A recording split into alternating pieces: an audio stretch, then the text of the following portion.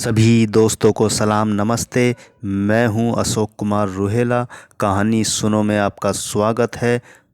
आज मैं जो कहानी लेकर आया हूं उसका नाम है संवदिया। लेखक हैं यानी कहानीकार हैं फणीश्वर नाथ रेणु और स्वर दिया है आपके दोस्त अशोक कुमार रूहेला ने। आइए शुरू करें कहानी संवदिया। हर गोविंद को अचरज हुआ, तो आज भी किसी को संवदिया की ज़रूरत पड़ सकती है। इस ज़माने में जबकि गांव में डाकघर खुल गए हैं, संवदिया के मार्फत संवाद क्यों भेजेगा कोई। आज तो आदमी घर बैठे ही लंका तक खबर भेज सकता है और वहां का कुशल संवाद मंगा सकता है। फिर उसको बुलाहट क्यों हुई। हरगोविंद बड़ी हवेली की टूटी ड्योढ़ी पार कर अंदर गया। सदा की भांति उसने वातावरण को सूंघ कर संवाद का अंदाज़ा लगाया। निश्चय ही कोई गुप्त समाचार ले जाना है। चांद सूरज को भी नहीं मालूम हो, परेवा पंछी तक न जाने। पाँव लागी बड़ी बहुरिया। बड़ी हवेली की बड़ी बहुरिया ने हरगोविंद को पीढ़ी दी और आंख के इशारे से कुछ देर चुपचाप बैठने को कहा। बड़ी हवेली अब नाम मात्र को ही बड़ी हवेली है। जहां दिन रात नौकर नौकरानियों और जन मजदूरों की भीड़ लगी रहती थी, वहां आज हवेली की बड़ी बहुरिया अपने हाथ से सूपा में अनाज लेकर फटक रही है। इन हाथों में सिर्फ मेहंदी लगाकर ही गांव की 9 परिवार पालती थी। कहाँ गए वे दिन। हरगोविंद ने लंबी सांस ली। बड़े भैया के मरने के बाद ही जैसे सब खेल खत्म हो गया। तीनों भाइयों ने आपस में लड़ाई झगड़ा शुरू किया। रैयतों ने जमीन पर दावे करके दखल किया। फिर तीनों भाई गांव छोड़कर शहर में जा बसे। रह गई बड़ी बहुरिया, कहाँ जाती बेचारी। भगवान भले आदमी को ही कष्ट देते हैं, नहीं तो 1 घंटे की बीमारी में बड़े भैया क्यों मरते। बड़ी बहुरिया की देह से जेवर छीन छीन कर बंटवारे की लीला हुई थी। हरगोविंद ने देखी है अपनी आंखों से द्रौपदी चीरहरण लीला। बनारसी साड़ी को 3 टुकड़े करके बंटवारा किया था निर्दय भाइयों ने। बेचारी बड़ी बहुरिया। गांव की मोदियाइन बूढ़ी न जाने कब से आंगन में बैठकर बड़बड़ा रही थी। उधार का सौदा खाने में बड़ा मीठा लगता है और दाम देते वक्त मोदियाइन की बात कड़वी लगती है। मैं आज दाम लेकर ही उठूंगी। बड़ी बहुरिया ने कोई जवाब नहीं दिया। हरगोविंद ने फिर लंबी सांस ली। जब तक यह मोदियाइन आंगन से नहीं टलती, बड़ी बहुरिया हरगोविंद से कुछ नहीं बोलेगी। वह अब चुप नहीं रह सका। मोदियाइन काकी, बाकी बकाया वसूलने का यह काबुली कायदा तो तुमने खूब सीखा है। काबुली कायदा सुनते ही मोदियाइन तमक्कर खड़ी हो गई। चुप रहे, मुंह झोंसे निमोछिए। क्या करूं काकी, भगवान ने मूछ दाढ़ी दी नहीं, ना काबुली आगा साहब की तरह गुलजार दाढ़ी। फिर काबुली का नाम लिया तो जीभ पकड़कर खींच लूंगी। हरगोविंद ने जीभ बाहर निकालकर दिखलाई, अर्थात खींच ले। 5 साल पहले गुल मोहम्मद आगा उधार कपड़ा लगाने के लिए गांव में आता था और मोदियाइन के ओसारे पर दुकान लगाकर बैठता था। आगा कपड़ा देते समय बहुत मीठा बोलता और वसूली के समय जोर जुल्म से 1 का 2 वसूलता। एक बार कई उधार लेने वालों ने मिलकर काबुली की ऐसी मरम्मत कर दी कि फिर लौटकर गांव में नहीं आया। लेकिन इसके बाद ही दुखनी मोदियाइन लाल मोदियाइन हो गई। काबुली क्या, काबुली बादाम के नाम से भी चिढ़ने लगी मोदियाइन। गांव के नाचने वालों ने नाच में काबुली का स्वांग किया था। तुम हमार मुलुक जाएगा मोदियाइन, हम काबुली बादाम पिस्ता अखरोट खिलाएगा। मोदियाइन बड़बड़ाती गाली देती हुई चली गई तो बड़ी बहुरिया ने हरगोविंद से कहा, हरगोविंद भाई, तुमको एक संवाद ले जाना है। आज ही, बोलो, जाओगे ना। कहाँ। मेरी माँ के पास। हरगोविंद बड़ी बहुरिया की छलछलाई आंखों में डूब गया। कहिए, क्या संवाद है। संवाद सुनाते समय बड़ी बहुरिया सिसकने लगी। हरगोविंद की आंखें भी भर आई। बड़ी हवेली की लक्ष्मी को पहली बार इस तरह सिसकते देखा है हरगोविंद ने। वह बोला, बड़ी बहुरिया, दिल को कड़ा कीजिए। और कितना कड़ा करूं दिल। माँ से कहना, मैं भाई भाभीियों की नौकरी करके पेट पालूंगी, बच्चों की झूठन खाकर एक कोने में पड़ी रहूंगी, लेकिन यहाँ अब नहीं रह सकूंगी। कहना, यदि माँ मुझे यहाँ से नहीं ले जाएगी तो मैं किसी दिन गले में घड़ा बांधकर पोखरे में डूब मरूंगी। बथुआ साग खाकर कब तक जीऊँ? किस लिए, किसके लिए? हरगोविंद का रोम रोम कलपने लगा। देवर देवरानियां भी कितने बेदर्द हैं। ठीक अगहनी धान के समय बाल बच्चों को लेकर शहर से आएंगे। 10-15 दिनों में कर्ज उधार की डेहरी लगाकर वापस जाते समय 2-2 मन के हिसाब से चावल चूड़ा ले जाएंगे। फिर आम के मौसम में आकर हाजिर कच्चा पक्का आम तोड़कर बोरियों में बंद करके चले जाएंगे। फिर उलटकर कभी नहीं देखते। राक्षस हैं सब। बड़ी बहुरिया आंचल के खूंट से 5 रुपए का एक गंदा नोट निकालकर बोली, पूरा रहा खर्च भी नहीं जुटा सकी। आने का खर्च माँ से मांग लेना। उम्मीद है भैया तुम्हारे साथ ही आवेंगे। हरगोविंद बोला, बड़ी बहुरिया, रहा खर्च देने की ज़रूरत नहीं, मैं इंतज़ाम कर लूँगा। तुम कहाँ से इंतज़ाम करोगे? मैं आज 10 बजे की गाड़ी से ही जा रहा हूँ। बड़ी बहुरिया हाथ में नोट लेकर चुपचाप भाव शून्य दृष्टि से गोविंद को देखती रही। हरगोविंद हवेली से बाहर आ गया। उसने सुना बड़ी बहुरिया कह रही थी, मैं तुम्हारी राह देख रही हूँ। संवदिया अर्थात संदेशवाहक। हरगोविंद संवदिया। संवाद पहुँचाने का काम सभी नहीं कर सकते। आदमी भगवान के घर से संवदिया बनकर आता है। संवाद के प्रत्येक शब्द को याद रखना। जिस सुर और स्वर में संवाद सुनाया गया है ठीक उसी ढंग से जाकर सुनाना सहज काम नहीं। गांव के लोगों की गलत धारणा है कि निठल्ला, कामचोर और पेटू आदमी ही संवदिया का काम करता है। ना आगे नाथ ना पीछे पगहा। बिना मजदूरी लिए ही जो गांव गांव संवाद पहुंचावे उसको और क्या कहेंगे? औरतों का गुलाम। जरा सी मीठी बोली सुनकर ही नशे में आ जाए, ऐसे मर्द को भी भला मर्द कहेंगे? किंतु गांव में कौन ऐसा है जिसके घर की माँ बहू बेटी का संवाद हरगोविंद ने नहीं पहुंचाया है? लेकिन ऐसा संवाद पहली बार ले जा रहा है वह। गाड़ी पर सवार होते ही हरगोविंद को पुराने दिनों और संवादों की याद आने लगी। एक करुण गीत की भूली हुई कड़ी फिर उसके कानों के पास गूंजने लगी। पैया पड़ूं डाढ़ी धरूं, हमारो संवाद ले ले जाहू रे संवदिया या।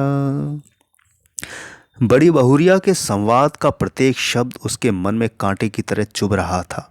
किसके भरोसे यहाँ रहूंगी? एक नौकर था।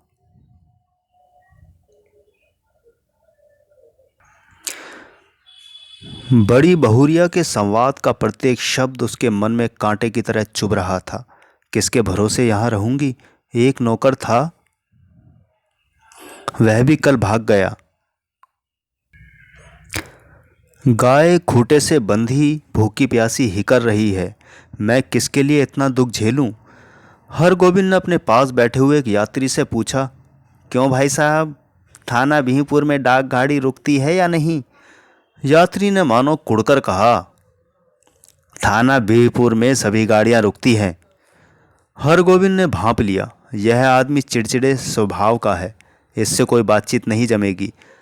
वह फिर बड़ी बहुरिया के संवाद को मन ही मन दोहराने लगा। लेकिन संवाद सुनाते समय वह अपने कलेजे को कैसे संभाल सकेगा? बड़ी बहुरिया संवाद कहते समय जहाँ जहाँ रोई है वहाँ वह भी रोएगा। कटिहार जंक्शन पहुंचकर उसने देखा 15-20 साल में बहुत कुछ बदल गया है। अब स्टेशन पर उतरकर किसी से कुछ पूछने की कोई ज़रूरत नहीं। गाड़ी पहुंची और तुरंत भोंपे से आवाज़ अपने आप निकलने लगी। थाना बिहपुर, खगड़िया और बरौनी जाने वाले यात्री 3 नंबर प्लेटफार्म पर चले जाएं, गाड़ी लगी हुई है। हरगोविंद प्रसन्न हुआ। कटिहार पहुंचने के बाद ही मालूम होता है कि सचमुच सुराज हुआ है। इसके पहले कटिहार पहुंचकर किस गाड़ी में चढ़े, किधर जाए, इस पूछताछ में ही कितनी बार उसकी गाड़ी छूट गई है। गाड़ी बदलने के बाद फिर बड़ी बहुरिया का करुण मुखड़ा उसकी आंखों के सामने उभर गया। हरगोविंद भाई, माँ से कहना भगवान ने आंखें फेर ली, लेकिन मेरी माँ तो है। किस लिए, किसके लिए? मैं बथुआ साग खाकर कब तक जीऊँ? थाना भीमपुर स्टेशन पर गाड़ी पहुंची तो हरगोविंद का जी भारी हो गया। इसके पहले भी कई भला बुरा संवाद लेकर वह इस गांव में आया है, कभी ऐसा नहीं हुआ। उसके पैर गांव की ओर बढ़ ही नहीं रहे थे। इसी पगडंडी से बड़ी बहुरिया अपने मैके लौट आवेगी, गांव छोड़कर चली जावेगी, फिर कभी नहीं आवेगी। हरगोविंद का मन कलपने लगा। तब गांव में क्या रह जाएगा? गांव की लक्ष्मी ही गांव छोड़कर जावेगी। किस मुंह से वह ऐसा संवाद सुनाएगा? कैसे कहेगा कि बड़ी बहुरिया बथुआ साग खाकर गुजारा कर रही है? सुनने वाले हरगोविंद के गांव का नाम लेकर थूकेंगे। कैसा गांव है जहां लक्ष्मी जैसी बहुरिया दुख भोग रही है? अनिच्छापूर्वक हरगोविंद ने गांव में प्रवेश किया। हरगोविंद को देखते ही गांव के लोगों ने पहचान लिया। जलालगढ़ गांव का संवादिया आया है, ना जाने क्या संवाद लेकर आया है। राम राम भाई, कहो कुशल समाचार, ठीक है ना? राम राम भैया, भगवान की दया से आनंदी है। उधर पानी बूंदी पड़ा है। बड़ी बहुरिया के बड़े भाई ने हरगोविंद को नहीं पहचाना। हरगोविंद ने अपना परिचय दिया तो उन्होंने सबसे पहले अपनी बहन का समाचार पूछा। दीदी कैसी है? भगवान की दया से सब राजी खुशी है।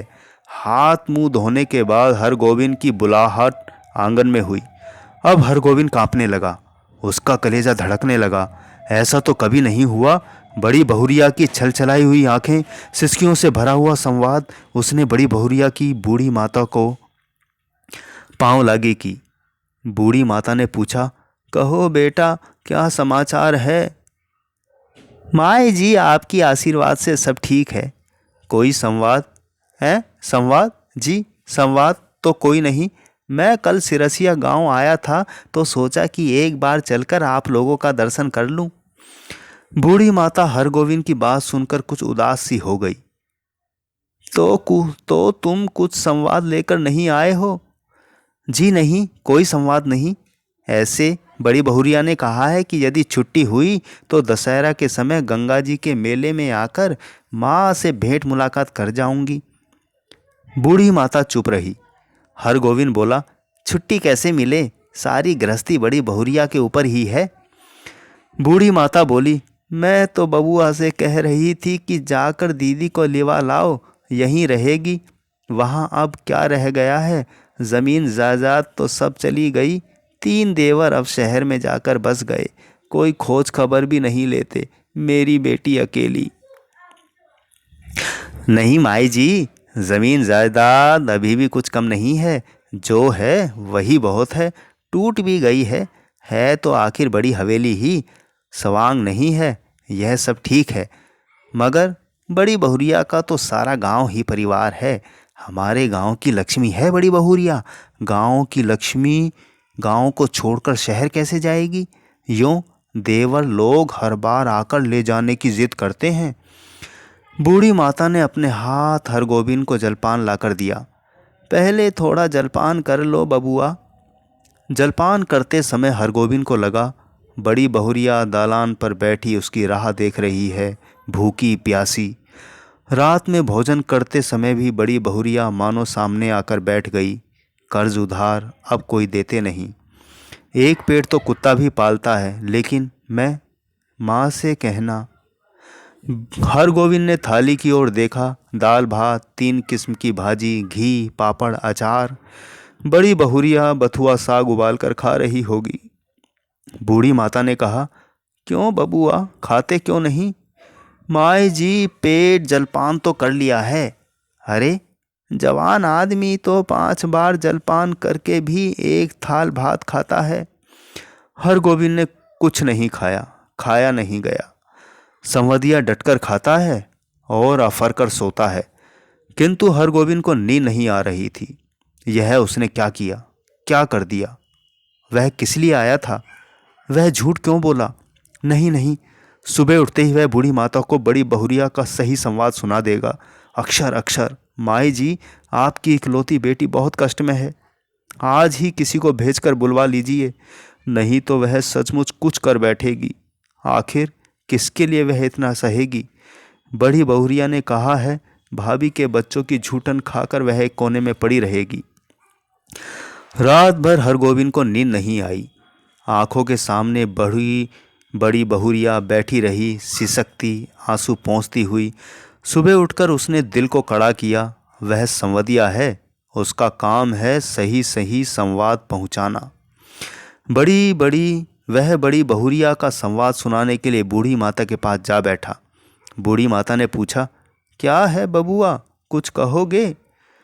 माए जी, मुझे इसी गाड़ी से वापस जाना है, कई दिन हो गए। अरे, इतनी जल्दी क्या है, एक आध दिन रहकर मेहमानी कर लो। नहीं माई जी, इस बार आज्ञा दीजिए, दशहरा में मैं भी बड़ी बहुरिया के साथ आऊँगा, तब डटकर 15 दिनों तक मेहमानी करूँगा।